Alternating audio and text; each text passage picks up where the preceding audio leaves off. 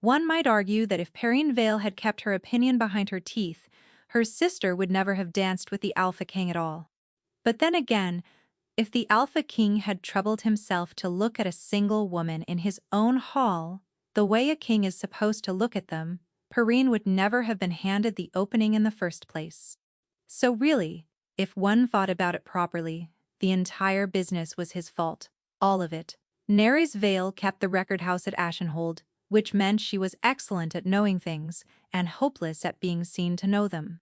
She had attended the choosing ball 3 times before, always from the upper gallery, with a tally board on her knee, counting the silver in and the silver out, and she had liked it up there enormously. Down on the floor, a person had to be looked at. Up in the gallery, a person could be useful instead. Which was presumably how she came to be standing against a cold marble pillar in a gray gown that had been let out twice and taken in once, with her thumb marking a place in a tithe ledger she had absolutely no business bringing to a ball. "You brought the book," said Perrine. Her sister had arrived, the way weather arrives.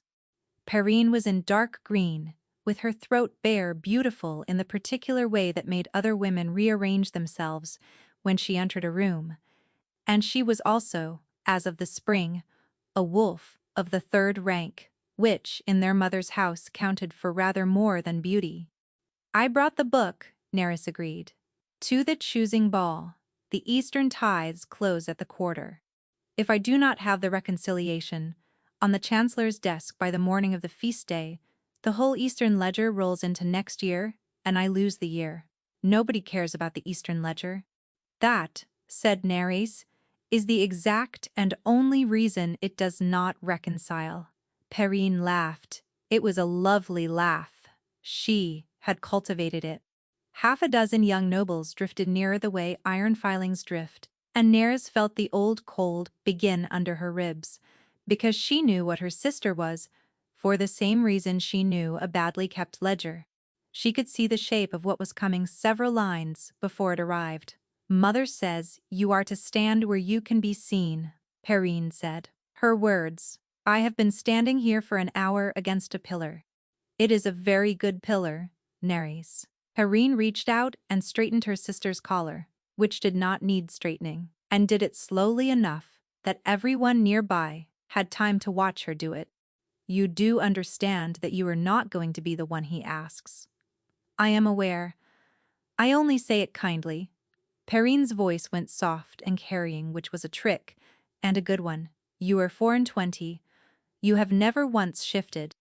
There is no wolf in you at all, and everybody in this hall knows it.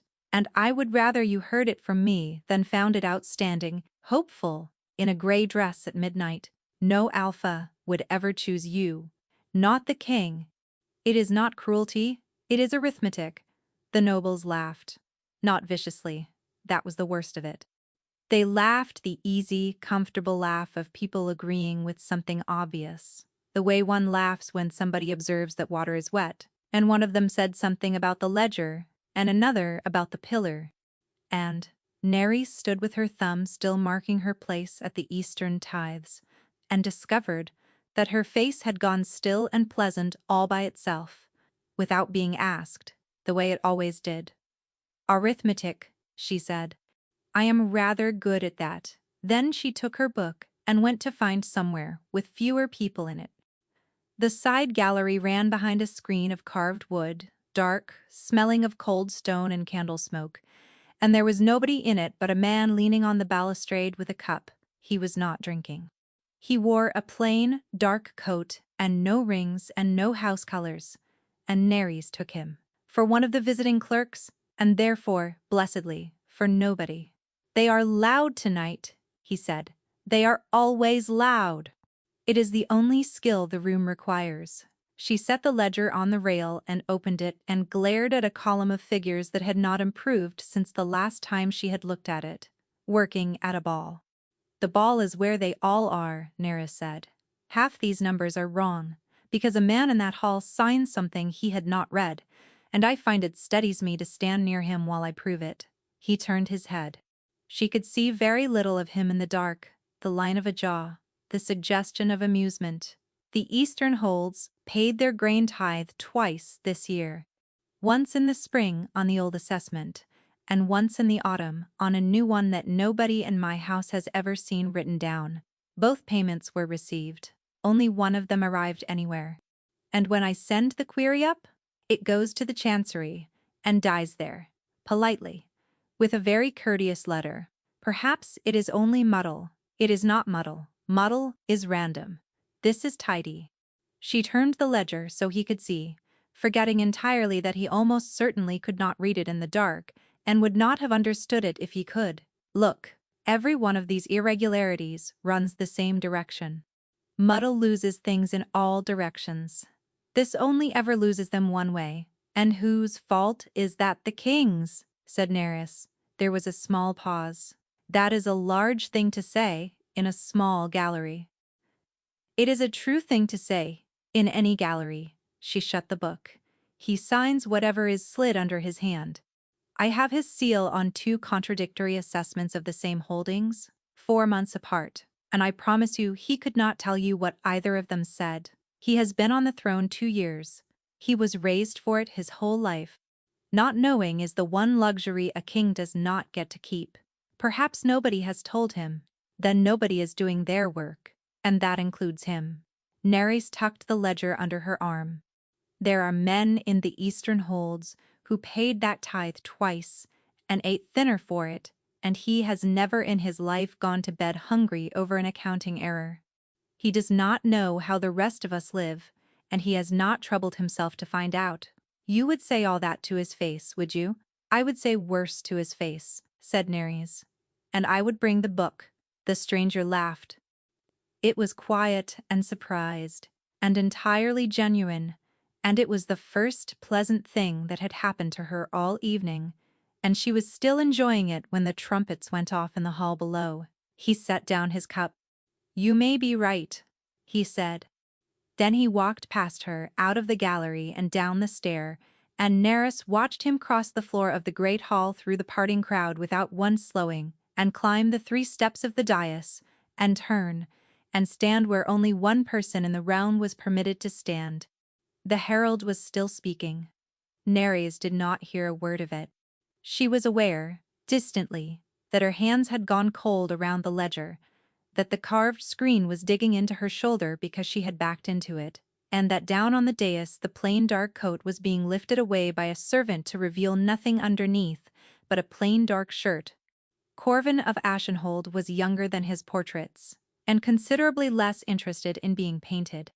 What the portraits had failed to manage was the rest of him, the unhurried way he held himself, the mouth that looked as though it had just finished being amused and was waiting patiently for the next thing, and the pale gray eyes that went out across 200 people and looked to Neris.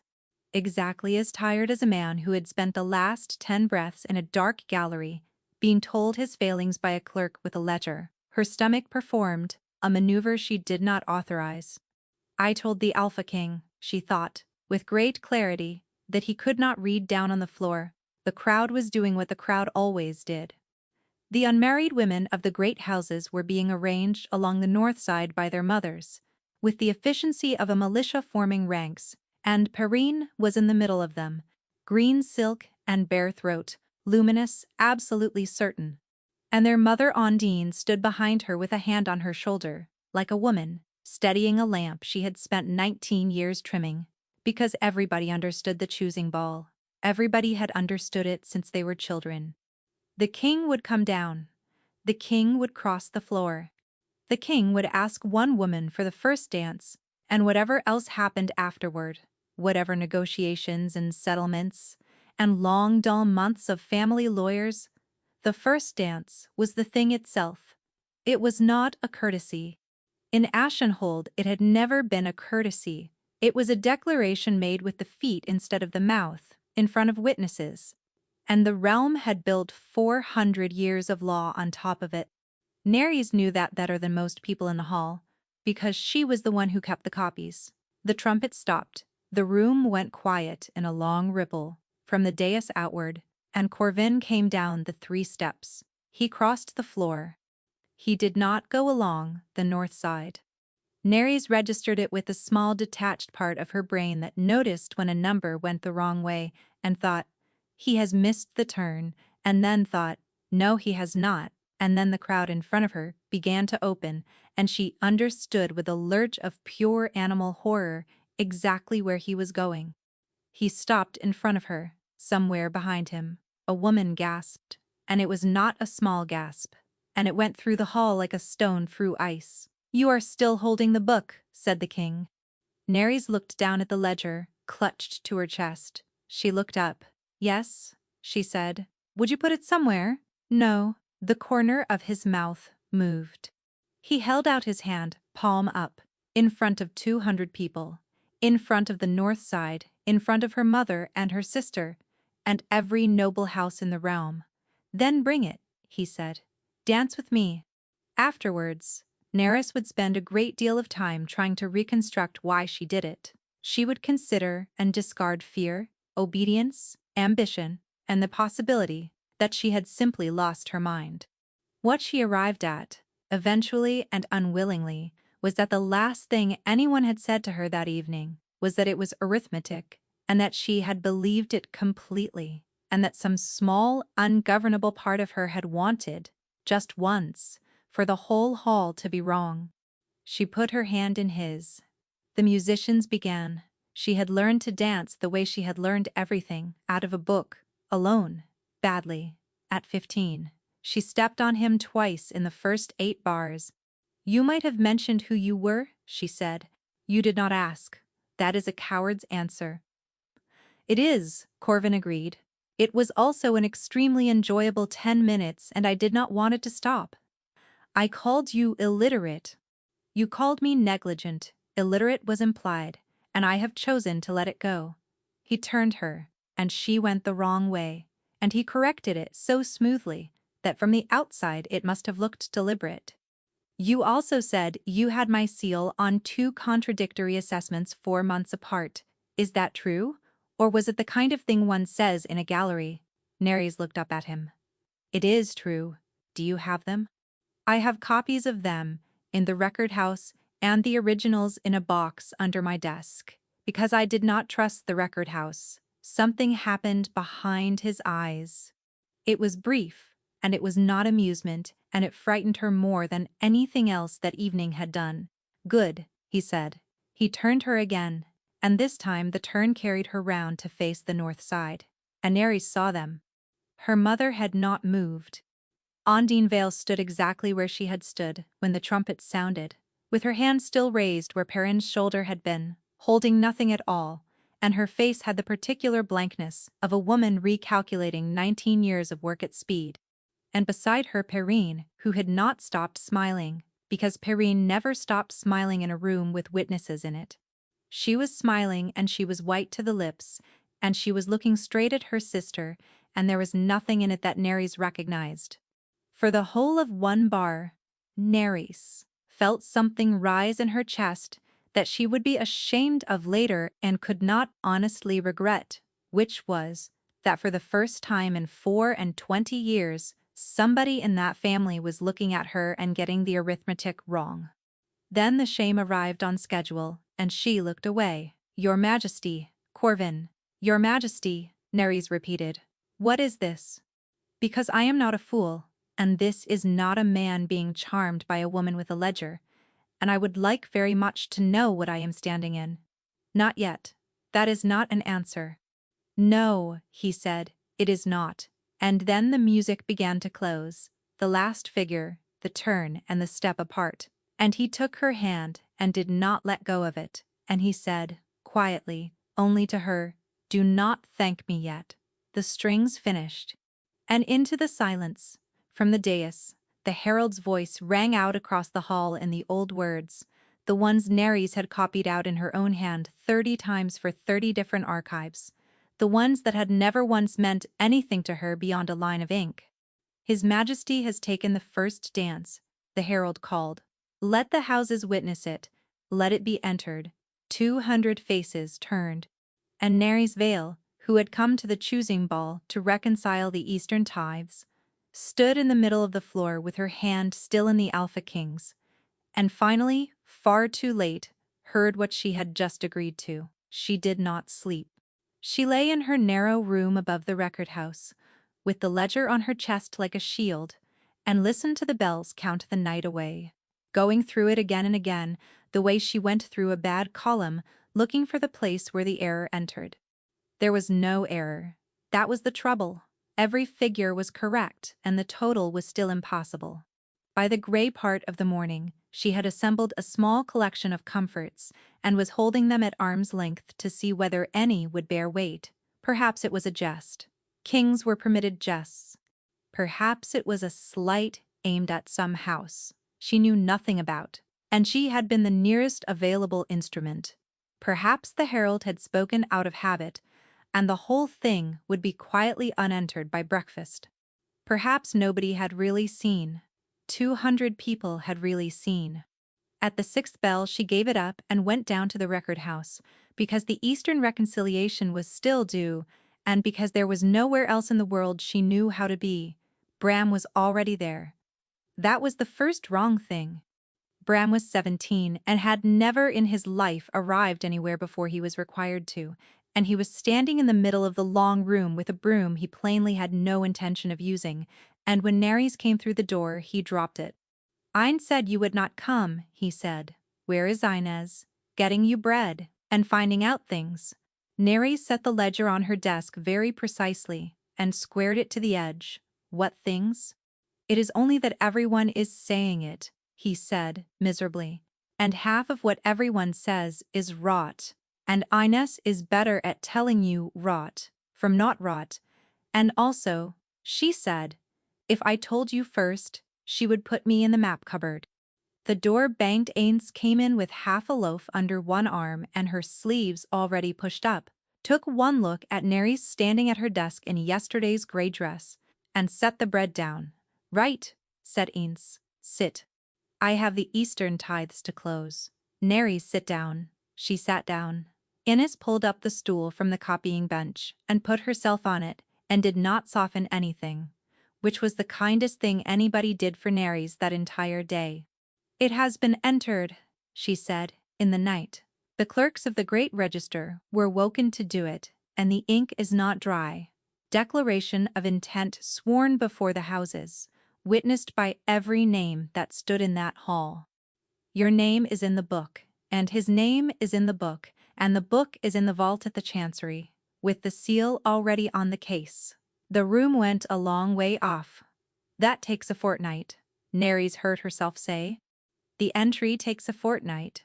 There is a period for objection. There is the assembly of witnesses. There is the confirmation from the houses. I have copied out the procedure. I know the procedure. Somebody moved it. Nobody can move it. It is 400 years of law. You cannot simply—" She stopped. She heard her own voice, and it sounded exactly like every noble who had ever stood in her doorway, insisting that a payment must have been received because it had certainly been sent, and she shut her mouth. Somebody had moved it. Of course somebody had moved it. She had spent 6 years proving that the impossible happened all the time, provided somebody wanted it enough. "Nerys," said Inez, "there is more, and I am going to say it plainly. Withdrawal is not equal. If he sets it aside, he is a king who changed his mind, and the realm shrugs. If you set it aside, you have refused an alpha king in front of the houses, and there is no house in Ashenhold that would take you in afterward. Not for work, not for shelter, not for anything. Your mother would not, you know she would not." "I know. You cannot say no to this." "I know," said Nerys. She looked down at her own hands on the desk. There was ink under the nail of her middle finger, a week old, worn to gray. "Neither can he," she said slowly. Inez and Bram looked at each other. "That is the part that does not fit," Nerys said. "Everyone is standing here explaining to me that I am caught, and I am. But he is a king, and he is not a stupid man." And he walked out of a dark gallery and across 200 feet of open floor and put himself in exactly the same box. If he wanted a woman, he could have had one by asking. If he wanted a scandal, there are cheaper ones. He did the one thing in that entire hall that he could not undo either. She looked up. Nobody locks a door on themselves for sport. He needed the door locked. Then, find out what he needed it for, said a voice from the doorway. Before somebody else tells you. Ansel Rook stooped under the lintel, and had been stooping under that particular lintel for as long as Neres had known him, which was since she was 11, and standing in the yard of a burned holding, with nothing to her name but a dead father's satchel. Keeper of the Great Register, 60 years old, hands like a mason, and the handwriting of an angel, and he had once spent an entire winter teaching a silent, furious child to read a land grant, on the grounds that it was the only weapon she was ever likely to be given. Bram evaporated. You have heard, said Neres. I signed the entry. Ansel came in and sat down heavily across from her. At the third bell, under lamp, with a chancery clerk breathing on my neck, and 2 of the king's own men standing where I could see them. I have kept that register for 31 years, and I have never once been asked to enter anything at night. He looked at her, and there was no gentleness in it, and no unkindness either, only the flat attention he gave to a disputed boundary. I put your name in the book, child. I want you to hear it from me, and not from the corridor. Neres found that her throat did not work properly. You could have refused. I could have refused, and a man who would not have checked the spelling of your name would have done it half an hour later. He put one heavy hand flat on the desk. So, I checked the spelling of your name. Now listen, whatever this is, you did not do it, and you cannot undo it. And the only question left worth anything is what he wants. Do not be flattered. Flattery is how they get us. Find out what he wants, write it down, and keep the copy somewhere that is not the record house. It was, Neres thought, the most loving thing anybody had ever said to her. The bell over the record house gate began to ring. It was not the hour bell. Bram's head came up.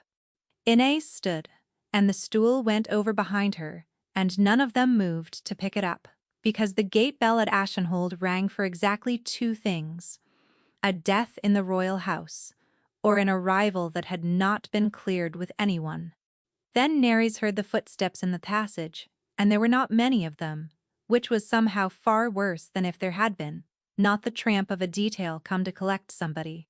One man walking unhurried, taking his time, as though he had all morning and rather fancied spending it here. The footsteps stopped outside the door. He would not, Inez whispered. He would send for you. They send for you. The latch lifted. He had not sent for her. He had come. The Alpha King of Ashenhold stood in the doorway of the record house and looked at the room the way a man looks at a horse he is thinking of buying. Then he came in, and the room changed. Neres had heard people describe it and had privately filed it under the sort of thing people say. She revised the filing immediately. It was pressure, a slow taking up of all the available space, and every wolf in the building felt it and turned toward it. And Inez went down into a bow with her jaw set, and Ansel Rook rose to his feet with the deliberate slowness of a man declining to be hurried. Neres felt nothing. She always felt nothing. That was the entire trouble with her, and she stood there in the thick of it, with her hands flat on her desk, and her heart going like a bird and no wolf anywhere inside her to answer him at all. Leave us, said Corvin. She is my clerk, said Ansel. She is my betrothed. With respect, Majesty, since the 3rd bell this morning, she has been both, and I have known her rather longer. For a moment nobody moved. Neres watched the king look at the old man, properly weigh him and file him, and she did not like the filing, and could not have said why. 10 minutes, Corvin said. They went. The door shut. Neres stayed exactly where she was, because behind the desk was the only place in the world where she outranked anybody. Sit down, Your Majesty. You are not going to make this easy. I am going to make it accurate, said Neres. He sat. In the flat morning light, he looked considerably worse than he had at midnight. There was a gray cast under his eyes, and he had not shaved, and his coat was the same one, which meant he had not been to bed either. and Neres added it to the column of things that did not fit. Ask, he said. Why me? Because I need a keeper of records that I can trust. And there is not one in this city, and there has not been one for 2 years. She had prepared for a great many answers. She had lain awake assembling them, the cruel one and the political one, and the humiliating one where he had wanted to see what his counsel would do. She had not prepared for the plain one, delivered flat by a tired man in yesterday's coat. The Chancery keeps the records, she said. The Chancery keeps the copies. You keep the originals, and you keep them in a box under your desk because you do not trust the Chancery either. And last night in a dark gallery you told a stranger so. He leaned forward. Everything I sign passes through 6 pairs of hands before it reaches me, and 8 after I have been on this throne 2 years, and I have come to understand that I do not govern this realm. I sign for it. Somebody else governs it, and I cannot find out who. Because every road I walk down to look is paved by the people I would be looking for. So you wanted an archivist. I wanted an archivist who could not be dismissed, transferred, promoted, married off, discredited, or bought. There is exactly one status in Ashenhold that does all of that in a single night. He spread his hands. I took it. I am aware of what it cost you. I did not know your name when I crossed that floor, and I would have done it anyway. And if you want to hate me for that, hate me for it accurately, because it is the truest thing about me. Neres sat down slowly. You locked yourself in as well. Yes. That was stupid. It was the only thing I could do that no one else in that hall could unpick by morning, said Corvin. I have watched them unpick everything else. And what do I get? He blinked. She had the small satisfaction of seeing that she had genuinely surprised him. You are permitted to ask that, she said. I am asking it. I have been informed by everyone I know that I cannot refuse you, which is true, and everyone has drawn from that the conclusion that I must therefore be grateful, which is not so. I want the Eastern Reconciliation closed under my name, and not the Chancery's. I want authority to call any ledger in the realm without going through your council. I want Inez and Bram kept on and paid, and I want it written, and I want 2 copies, and I will keep the second one. Done, said Corvin. All of it. You have not thought about it. I thought about it in the gallery, he said, while you were explaining to me that muddle is random and this is tidy. Neres took a fresh sheet, and inked the pen, and wrote it out in her own hand in the flat clerical script she had been taught at 12. 4 terms, no preamble, no flourish, and she turned it round and pushed it across the desk, with the pen laid on top of it. Corvin looked at the page. Then he looked at her. You are making the King of Ashenhold sign a memorandum. I am making the King of Ashenhold sign a memorandum, Neres agreed, at 7 in the morning, in a record house, in front of no witnesses, which means it is worth precisely nothing in law, and we both know it. I am doing it anyway. Because in 6 weeks or 6 months, you will want something from me that is not in those 4 lines, and you will ask for it in that voice. And I would like there to be a piece of paper in the world that remembers what we actually agreed to when neither of us wanted anything. There was a pause. That is the most unromantic thing anybody has ever said to me, said Corvin, and signed it, and blotted it, and pushed it back. Where does the second copy go? Good, he said, and got up, and went to the long window and stood with his back to her. May I have the 2 assessments? They are under my desk. Then this is the part where you find out whether I am worth the trouble, he said, because I have not slept, and I have been trying since 3 this morning to think of any way to tell you the next thing gently, and there is not one. The stone that came off the cathedral scaffolding in the spring did not fall. It was cut loose. The mason who cut it was paid in coin struck in the Western Mint, and he drowned in the spring flood a month later, and the inquest into the drowning was conducted by a man who has since been given a very good appointment. He turned round. I have had 4 accidents in 2 years. I have no proof and no ally and no witness. and the only thing I have ever been able to hold on to is that whoever it is has to move money to do it, and money leaves marks in exactly one place. Nerys looked at him, then she knelt behind the desk, pulled out the strongbox, and turned it toward the light. The seal was intact. Her own thumbprint sat in the wax where she had pressed it, the little scar at the base of the thumb showing plain, unbroken, undisturbed. She cracked it and lifted the lid. The papers inside were the Eastern grain assessments, both of them dated 4 months apart, sealed with the king's own seal. They agreed with one another perfectly. "That is not possible," Nerys said. She had said it 4 times now and was aware that repetition was not making it truer. She had the 2 sheets side by side on the copying bench, with the lamps dragged over, and she had been standing over them the better part of an hour, and Corvin had not once told her to hurry. "You are certain they are different documents?" "I have read them 11 times a year for 2 years. I could recite them." She flattened the second sheet with the side of her hand. "The spring assessment sets the Eastern tithe against the old survey. The autumn one sets it against a new one. That is the entire irregularity.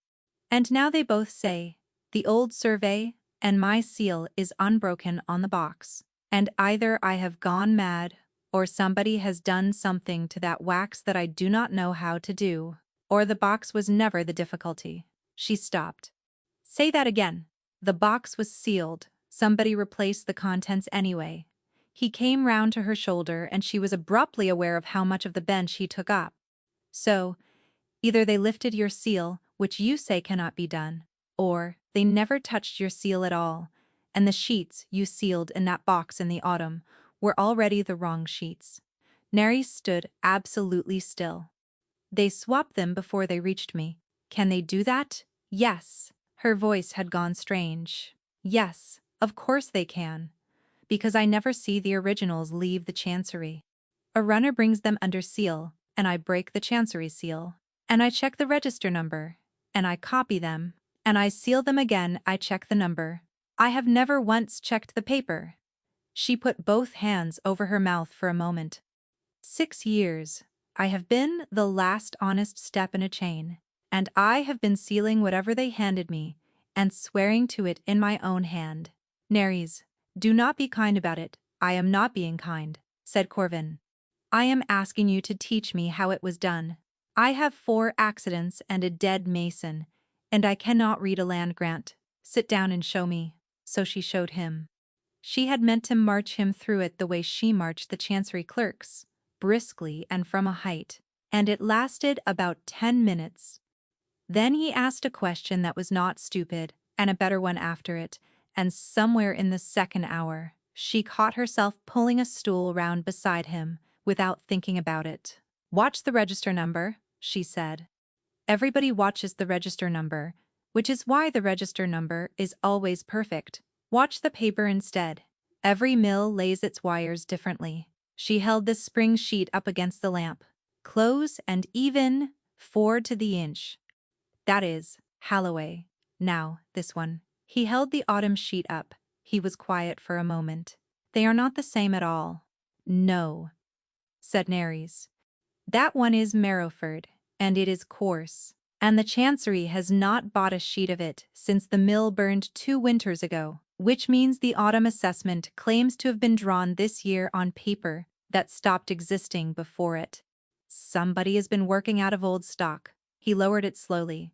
"You just found it." "I just found it. It took me 6 years, and a king standing over me, so let us not be too pleased." But her ears had gone hot, and when she risked a look sideways, he was not looking at the paper at all. "Say the rest," he said. "There is no rest." "There is. You have the face of a woman with a second column." Nerys hesitated. Then she took a fresh sheet and inked the pen and drew the columns out, the way Ansel had taught her at 12. And she talked, and Corvin of Ashenhold put his elbows on the bench and listened to a record clerk for 3 hours, and asked her twice to go back, and did not once look out of the window. It was, she thought later, the most dangerous thing he ever did to her. It was full dark when she took him down to the vault, which sits under the long room, cut into the rock, 4 steps down and through a door 2 feet thick, and holds every survey the realm has drawn. If they rewrote the assessment, Neri said, going down with the lamp, they had to rewrite the survey it stands on, and the surveys are here. And there is no copy anywhere in the world. How many people can come down here? Myself. The keeper, the chancellor, with a warrant. She set the lamp in the bracket and looked at the shelves, going back into the dark. It will take us until morning. I have nowhere to be. You are the king. I have nowhere to be, said Corvin. That is more use than here. And he took off his coat and rolled his sleeves, and Nerys turned away toward the shelves, with her heart doing something insubordinate. They found it at the 11th bell. The Eastern Survey, in the old hand, with 2 leaves cut out so cleanly that only the stubs remained, so faint against the binding that she had to carry the whole volume to the lamp to see them. There, she said. There it is. That is the whole thing. That is a knife, and a good one. And somebody stood exactly where we are standing to do it. Corvin did not answer. Nerys looked up. He was standing very still, with his head slightly tilted, in the way she would come to know later, and did not understand yet, and he was not looking at the book. The lamp is burning wrong, he said. She turned. The flame was low, and orange, and guttering flat, and it was reaching, and Nerys had spent 6 years in that vault, and she knew what a lamp did down there, and it did not do that, the flue.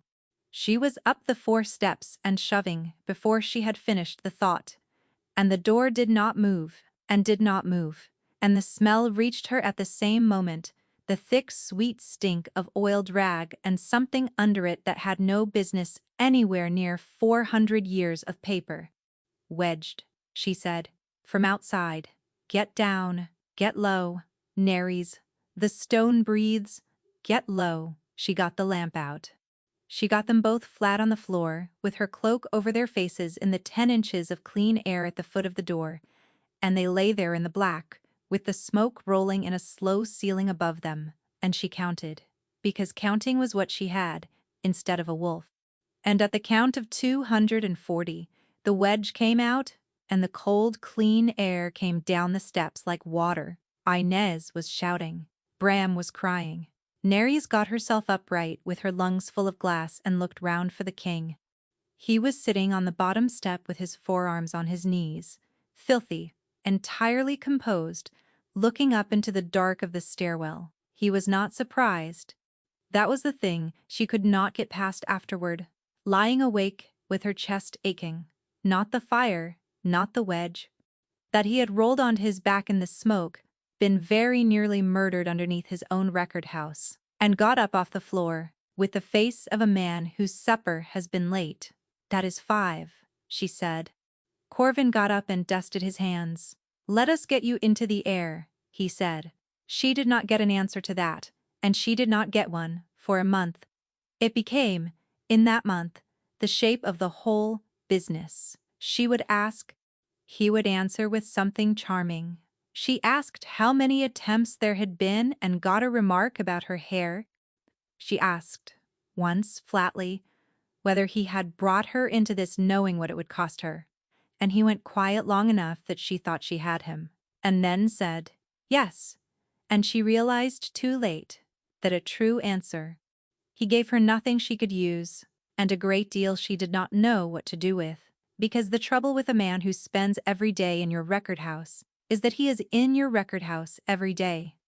He came at the 6th bell and stayed past the 10th, and learned to read a survey, badly, and then adequately and then rather well, and brought her the Western ledgers under his own arm, because the Chancery would not release them. He remembered that she took her bread without butter. He remembered Bram's mother's name, and, somewhere in that month, without permission, Nerys stopped wanting him to go away. It arrived the way an error arrives in a long column, which is to say invisibly, and then, all at once. The first morning, he came in out of the rain and pushed his wet hair back with one hand. She lost the end of her own sentence and had to be prompted. It got worse. He fell asleep in the vault one night with a survey open on his knee, and she stood there with the lamp for a full minute, not waking him, and then woke him briskly, and was cold with him for 2 days. She lay in her narrow bed, with the whole night ahead of her, and no chance of sleeping, and thought about him for far longer than she was willing to admit to in the morning. And she could not tell, not for 1 hour of one day, how much of it he was doing on purpose. Perrine came on the 22nd day. She came at noon, when the long room was full of light, and Inez and Bram were both at the copying bench, and she stood between the shelves in dark green, with her gloves in her hand, and looked around at the dust as though pricing it. "You look tired," she said. "I am tired. Mother has not written." "Mother will write," said Neres, "the day the settlement is signed, and not before, and we both know it, so let us not." Then she sat on the edge of the desk, which nobody was permitted to do, and lowered her voice into the register she used for kindness. "They are saying he is never out of this building, quite the joke in the North Quarter. The king and his little archivist, and her heap of paper." She tilted her head. "Neres, has he touched you? Get off my desk, because if he has not, you might ask yourself what he is here for. And if he has, you might ask the same thing, only harder." She stood and drew on her gloves and smiled with real warmth, which was the thing about Perrine that had taken Neres 20 years to understand was not pretense. "I am not being cruel. You have never been wanted for yourself in your life, and you would not recognize the difference. That is not an insult. You have simply had no practice." She went. Neres worked for 6 hours and did not raise her head once, and Inez took the ledger away from her at the end of it and said, "You have been on the same page since noon." And Neres said, "I know." That was the night she broke. He came in at the 10th bell, as he always did, and he sat down across the copying bench and said something light about the Western ledgers, and Neres put down her pen and heard her own voice come out of her low and shaking. "Stop! Stop!" Corvin stopped. "I cannot do this any longer," she said. "You will not tell me what you are looking for. You will not tell me why you are still alive. You will not tell me why you are in this room at 10 at night, when there are 200 rooms in this palace with better light and better people in them. And I have gone on letting you, and gone on being glad you came." Her hands were not steady, and she did not care. "Tell me it is a scheme. Tell me you need a clerk you can trust. Tell me I am a lock on a door. Tell me anything, with a reason in it, because I am not built to want things I cannot have, and you are making me want." The room was extremely quiet. "Want what?" said Corvin. "Do not." "Neres, you have known for a fortnight," she said. "You have been enjoying it." He came round the end of the bench, slowly, the way a person crosses ground towards something that might bolt, and stopped a pace away. "I have been enjoying it," he agreed. "I will not pretend otherwise, and I will not apologize for it. But you have the reason wrong." He was close enough that she had to tip her chin to hold his eyes.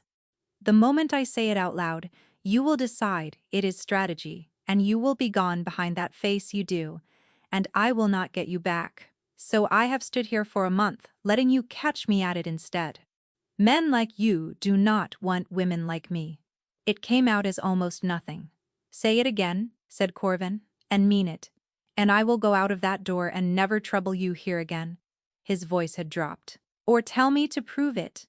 The lamp hissed. "Prove it," said Neres, and he did, and every careful column in her head went white and silent at once. It was nothing like the book. That was her only coherent thought for some time. It was his hand at the back of her neck, and the steadiness of him, and the fact that he did not hurry any part of it. She had been wanted for her handwriting. She had been wanted for her memory. She had never once stood in the plain path of a man wanting her for nothing whatever. And it went through her like the floor giving way. Somebody knocked the lamp over. Neither of them went after it, and Neres, who had never in 24 years done a single thing she could not justify in writing, stopped keeping the record. They talked for hours after that in the dark, sitting on the floor of the long room with their backs to the copying bench, and near the end of it, she said the thing she had never said aloud to anybody. They told me my whole life that there was nothing in me to choose. His hand closed over hers. I know, said Corvin. I heard her say it. Nerys turned her head. What? In the hall, before the gallery, before you came up the stair. I was standing 8 feet behind your sister when she said it, and I watched your face, and I want you to understand that I have spent 2 years in a court where every single person lies to me, pleasantly, and the only thing I have ever wanted since is to be in the same room as somebody who does not. She could not speak, which was fortunate, because the hammering on the record house door began a heartbeat later. Inez was shouting her name through the wood. Nerys was on her feet with her hands shaking, and Corvin was already moving. And when she got the door open, Inez had no color in her face at all, and Ansel Rook was behind her with a lamp. And behind him were 4 men of the Chancery Guard. They have opened the vault, Ansel said.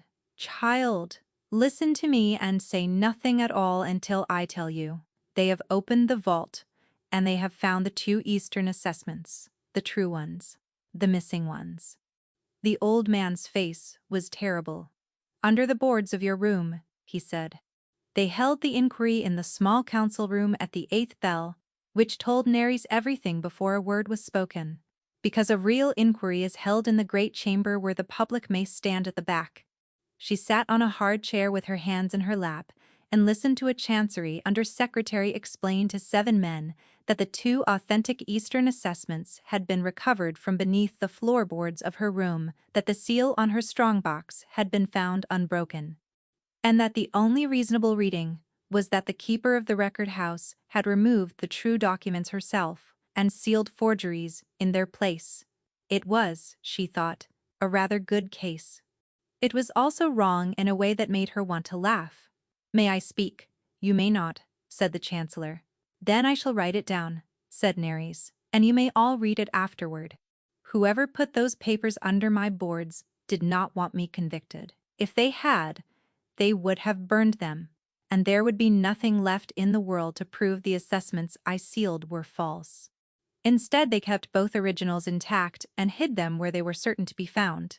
That is not evidence of theft. That is a lever.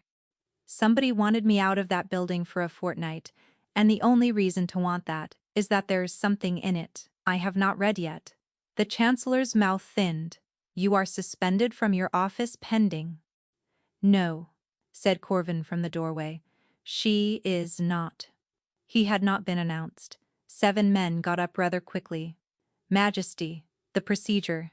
The procedure is that the keeper of a royal record house may be suspended by the Chancery. Corvin came in and did not sit. She is not the keeper of a royal record house.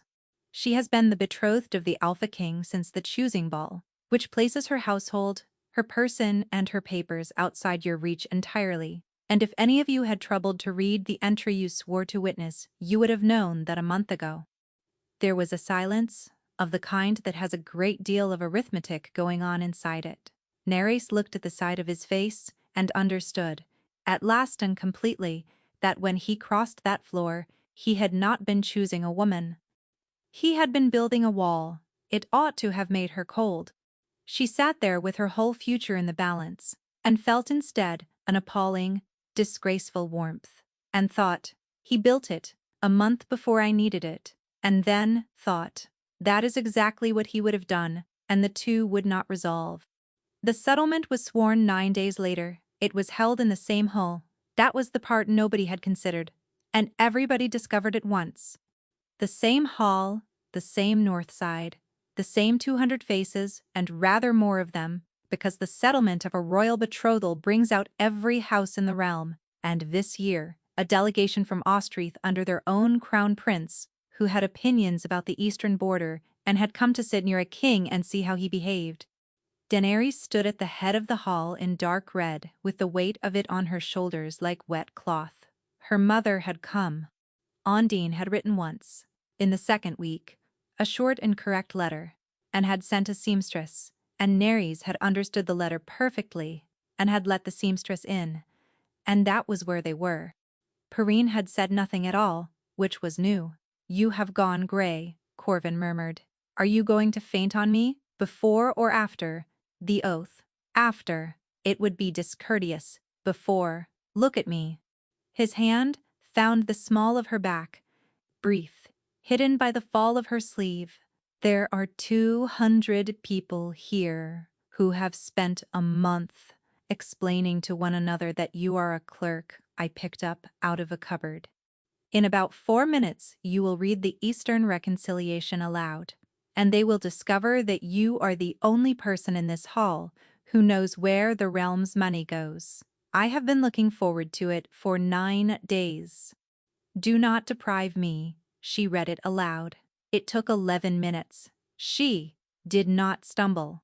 When she looked up, there was no sound in the hall at all, and the Crown Prince of Austrath was leaning forward with his chin on his fist, and somewhere on the north side, a woman said, quite clearly and with enormous surprise, "Oh."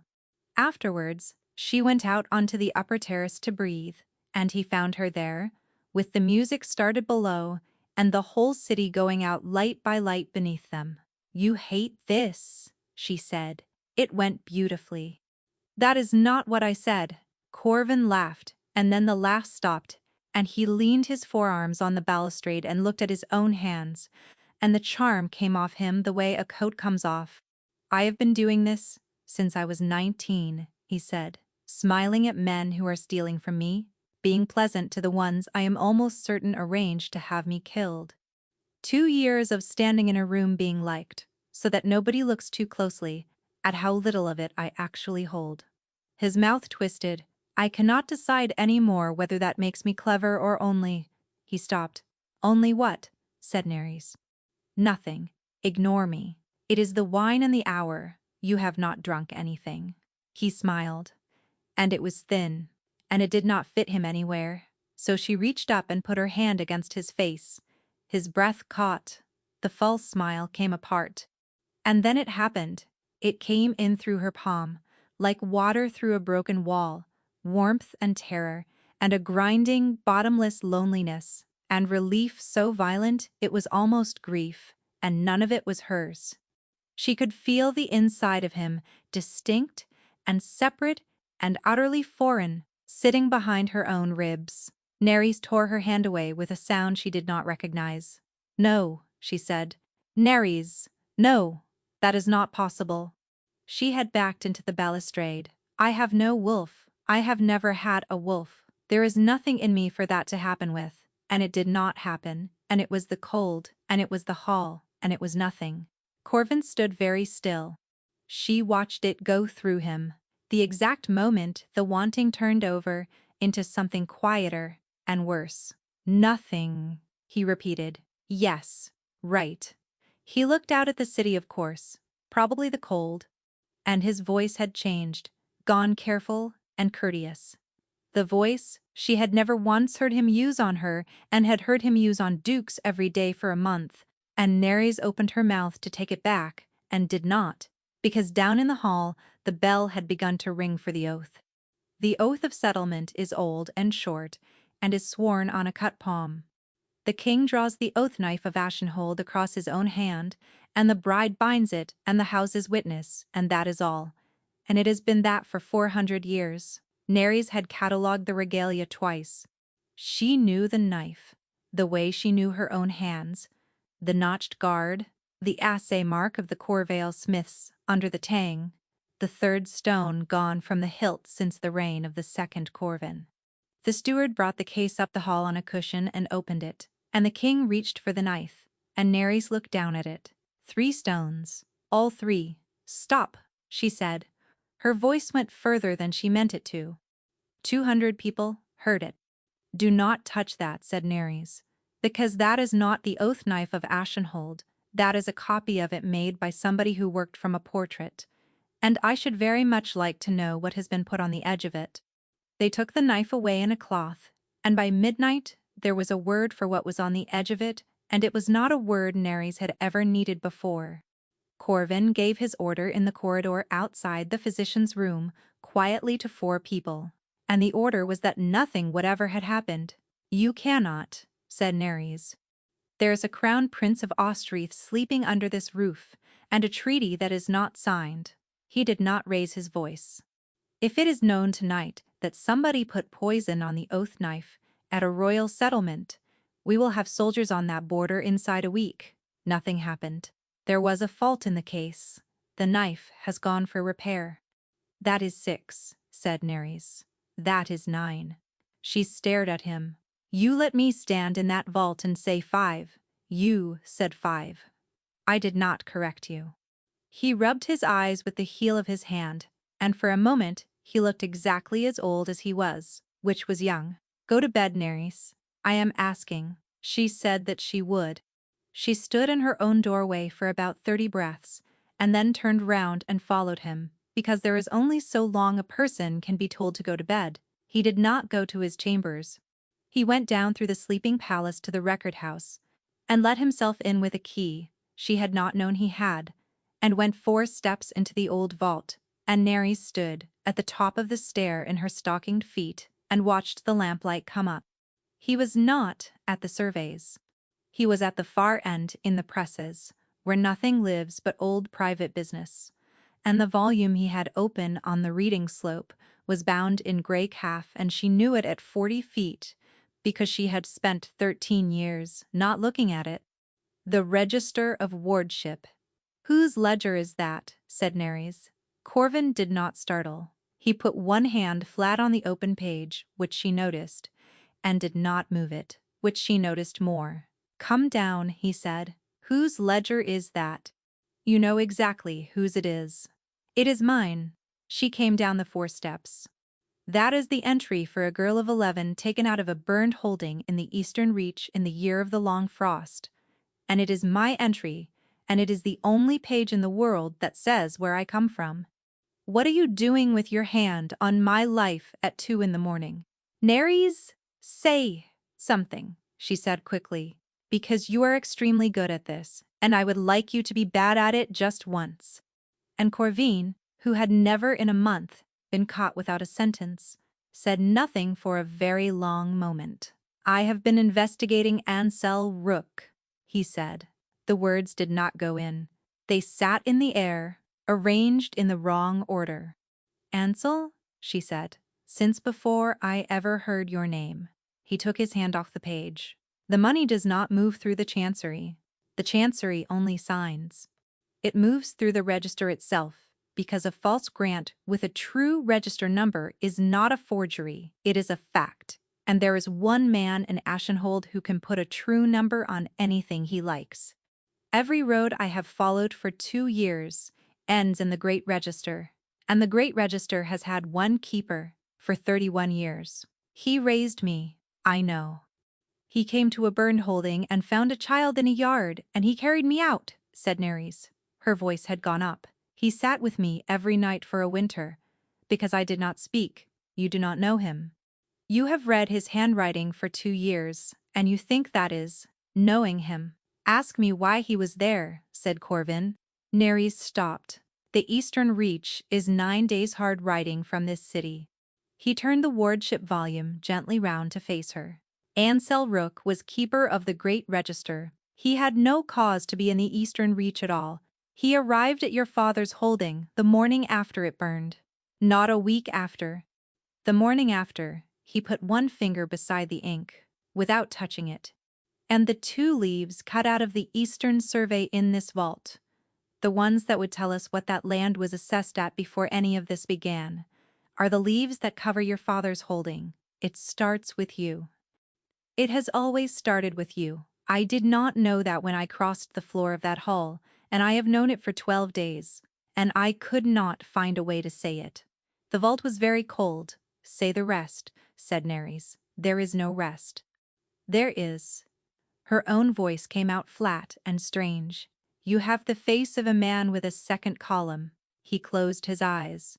You stood in a gallery, he said, and you told a stranger that the King of Ashenhold signs what is put in front of him, that he does not know how the rest of us live, that he has never gone to bed hungry over an accounting error. You said it beautifully. You had clearly said it many times before. He opened his eyes. It is not yours. Every word of that is out of Ansel Rook's mouth, and I know it is, because he has been saying it in my council chamber for 2 years. Gently, and to every clerk in this palace, and the whole city believes it now, and I have never been able to work out how a thing gets into 200 mouths at once. His voice was almost kind. You have been carrying that man's opinions in your own mouth since you were 12, and you have never once noticed that they were not yours. Nerys put her hands over her face, because she could hear it. That was the unbearable part. She could hear Ansel across 1,000 winter evenings, mild and patient over a page, saying, "It is not muddle, child, and they will never look, and it is the only weapon you are likely to be given." And she could hear something quieter underneath it, a hand on her shoulder at 15 and at 17 and at 20, saying that she must not mind about the wolf, that she had a better gift than a wolf, that there was work here for her always, and no need to go out into a world that would only be unkind to her. Keep her small, keep her useful, keep her where you can see her. You should have told me, she said. Yes, I have let you closer than I have ever let anybody. You have had my whole life in a drawer, and every single day you decided again not to say it. Yes, why not? Corvin looked at her, and when the answer came it was barely above a breath. Because you would not have believed me, he said. And I would have lost you that same night, and I could not. His mouth moved. And I was right, was I not? It landed like a hand across the face, because it was not wrong, so Nerys reached past it, all the way back to the older thing. Perrine told me at the choosing ball that no alpha would ever choose me, she said. And you heard her say it. You told me so yourself. In the dark, and you thought it was the most romantic thing a man had ever said to a woman. She was crying and did not attend to it. You heard a woman being told she was worthless in front of a hall, and you needed a keeper of records nobody could buy. You did not choose me, Corvin. You spotted me. Nerys. Do not say it stopped being what it started, as you would say that either way, and I have no means left to tell the difference. I love you, said the King of Ashenhold. I know, said Nerys. That is going to be the worst part. And she went up the 4 steps and out through the long room, and did not look back once. He was waiting for her in the passage. Of course he was. He had a lamp, and he was planted square on the flags in his old grey coat, with the look of a man who has been up all night worrying. And Nerys, who had come out of that vault with nothing left in her, felt herself go toward him the way she had gone toward him at 11 years old in a burned yard. Child, said Ansel Rook, you are frozen through. What has he done? She opened her mouth to tell him.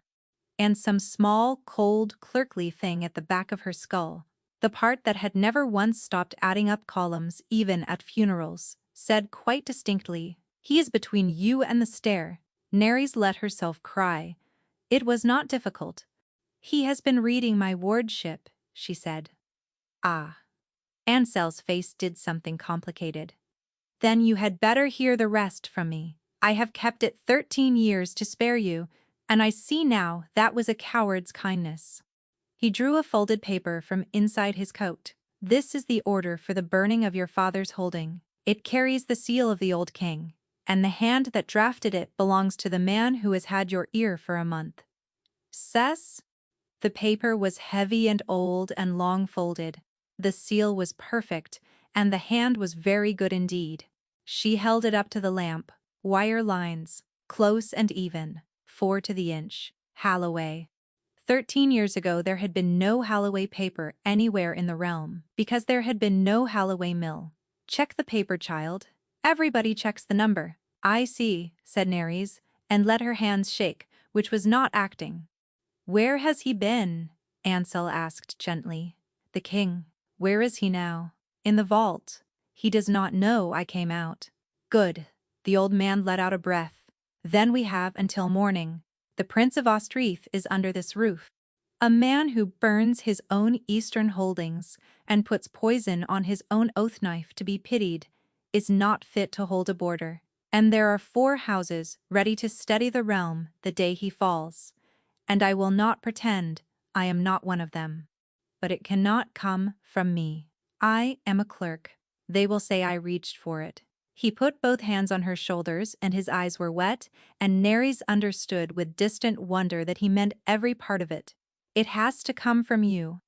The king's own betrothed, who has no reason on this earth to lie about. The man she is to marry, say the word tomorrow, and it is finished by noon. Yes, said Nerys. She did not sleep. She spent the night in the vault, and not the part of it he would have thought of, because a forger cannot destroy the original. It is the one thing he cannot do. He has to keep what the survey truly said, or the second forgery contradicts the first, and the whole tidy structure comes apart in a season. He has to keep the cut leaves somewhere he can always reach and nobody else will ever open. Somewhere that is not the record house, he had told her, at her own desk, with his hand flat on the wood. He had kept his in the register of wardship, bound in at the back of a grey calf volume behind her own wardship entry, in the one file in Ashenhold that only 2 people alive had caused to open, and only one had ever been able to bear it. Nerys found the 2 leaves at the 4th bell. She read them, sitting on the floor, with her back against the shelf, and found out what her father's land had been assessed at, and who had signed the order that sent men to it. They convened in the long chamber at noon. Ostrith sat on the left. The houses filled the floor. Corvin stood by the window with a face like a closed door, and he looked up when she came in behind Ansel Rook, and for half a heartbeat his whole expression opened. Then he saw who she had walked in with, and it shut. Highness, said Ansel to the Prince of Ostrith, the man beside you burned an eastern holding of his own realm to clear a survey, and has staged 3 attempts upon his own life to gather your pity, and I would not be believed alone. He put out his arm toward the door, and every face in the chamber turned with it. So I bring the one person here who cannot be doubted, his own betrothed, Nerys. Tell them. The room waited. Nerys looked at Corvin. I am sorry, she told him, with nothing at all. I should have known you in the dark. Then she turned to the Prince of Ostrith. Every word of that is false, and I can show you why in 4 minutes if somebody will bring a lamp. Ansel did not move. The order he showed me last night is drawn on Halloway paper, Nerys said. The Halloway mill was built 8 years after my father's holding burned. It is a fine forgery, and I would have believed it at 19. She laid the 2 cut leaves on the table and smoothed them flat. These came out of the Eastern Survey in the Royal Vault. They give the true assessment of the Eastern Reach before any of this began. They were cut with a knife. They have been missing 13 years. And I found them at 4 this morning, bound into the back of the Register of Wardship, which is kept by the keeper of the Great Register, and opened by nobody. This is grief, said Ansel. The girl is not well. Then it cost you nothing to look, said the Prince of Ostrith. And Nerys, who had waited 13 years without knowing she was waiting, laid her finger on the 2nd leaf. The Eastern Reach was reassessed downward 13 years ago, she said, which put 9 holdings within reach of purchase at 1/10 of their worth, and everyone was bought inside the year by 4 houses, and the register numbers that made it lawful were entered in a hand I would know anywhere because it taught me mine. She looked up. My father would not sell. That is all he did. And so it burned, and a clerk rode 9 days to be standing in the yard the next morning, so that the last person alive, who might one day read the record, would be raised inside his own archive, where he could watch her. The chamber had gone absolutely silent. You should not have taught me so well, said Nerys. Ansel Rook looked at her. The grave old man who had sat with her through a winter was gone, and what stood in his place was not even angry. It was arithmetic. She had time to think. Oh, you have been calculating me since I was 11, and then his hand came out of his coat with the knife in it, and he was faster than a man of 60 ought to be. And Nerys did not have a wolf. Except that she did. It came up out of the floor of her, 13 years down, and 13 years silent, and it did not ask her. There was a sound in that chamber that people would still be describing on their deathbeds, and Nerys Vale, who had never once shifted in her life, met the keeper of the Great Register somewhere above the table, and put him on his back on the stone. She did not do the thing her wolf wanted. She thought about it. She held him there until the guards of Ostrith got their hands on him, and then stood over the ruined table with her sides heaving and the whole assembly on its feet and shouting. And among them, not shouting, her sister, with both hands over her mouth. It took her most of an hour to come back. She came back, wrapped in the coat of the King of Ashenhold, and he was on his knees beside her, and he had not touched her. "You saved my life," he said, "after everything, you still. I came to stop a liar. That is all it was." The light went out of his face by degrees, which was worse than if it had gone at once. "The bond is real," he said. "You felt it on the terrace. You know you did." "I know." Nerys got her feet under her. "It does not help you. A bond is not consent, Corvin. You looked at me every day for a month and chose every one of those days to let me go on, not knowing what I was standing in." Her voice did not shake, which surprised her. "I am glad you are alive. You will be a good king, and I think it will be partly my doing, and I find I do not care. But I do not trust you, and I do not know that I ever will again." She saw the exact moment he understood that he had broken something that does not mend, and there was no satisfaction in it whatsoever. "Neri, I will do anything. I will." She was keeper of the Great Register by the spring, and she was very good at it, and she had always known she would be. They had cut the rot out with the frost still on the ground. 9 holdings restored to the heirs of the men driven off them, 4 houses stripped, and the old keeper in a cell under the mint writing letters nobody opened. The realm gave the credit to the king, and the city began, slowly and grudgingly, and then all at once, to love him. Perrin came in the 2nd week and stood in the doorway and did not sit on the desk. "It was me," she said. "The papers under your boards." "He came to me, and he was so gentle about it, and he said you had got in over your head and it was the only way to get you out of that building before it broke you. And I know," said Nerys. "You knew. There are 9 people in Ashenhold who could get into my room. 7 of them cannot lift a board." She put down her pen. "Sit down, Perrine." Her sister sat and cried for some time, and Nerys let her, and did not say that it was all right, because it was not, and did not say it did not matter, because it did. What she said eventually was that she would like her to come on Thursdays, and Perrine said Thursdays, and that was the beginning of it. It took them 2 years, and it was worth the 2 years. He unmade the entry in the 3rd week. He did it himself, before the houses, which was the only way it could be done. He stated that the declaration taken at the choosing ball had been made for reasons of state, and without the knowledge of the woman it bound, that the fault was entirely his, and that he asked them to strike it. A king who unmakes his own settlement is a king who can be got at, and every court in the world took a note of it.